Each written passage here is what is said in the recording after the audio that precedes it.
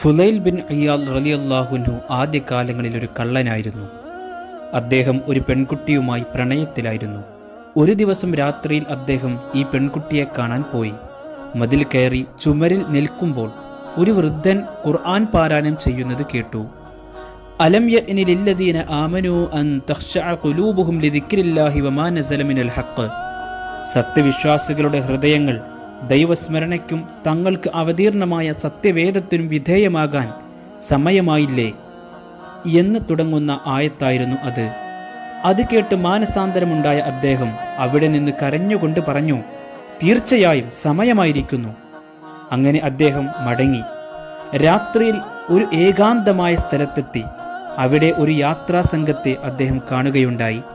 അവരിൽ ചിലർ പറയുന്നുണ്ടായിരുന്നു, നമുക്ക് യാത്ര ചെയ്യാം.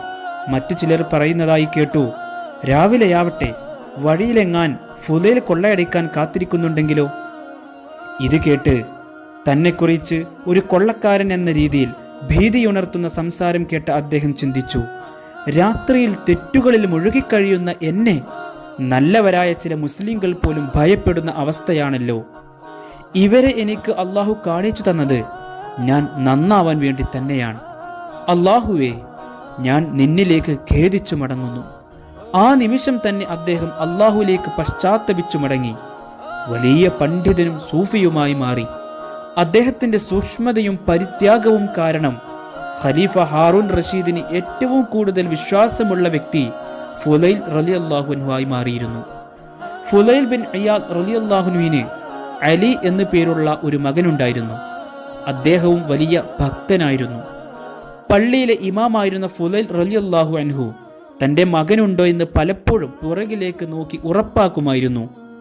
മകൻ അലി ജമാഅത്ത് നിസ്കാരത്തിൽ പങ്കെടുക്കുന്നുണ്ടെങ്കിൽ ഫുലൈൽ റളിയല്ലാഹു അൻഹു ഖുർആനിൽ നിന്ന് റഹ്മത്ത് പരാമർശിക്കുന്ന ആയത്തുകളായിരുന്നു നിസ്കാരത്തിൽ ഓതിയിരുന്നത്.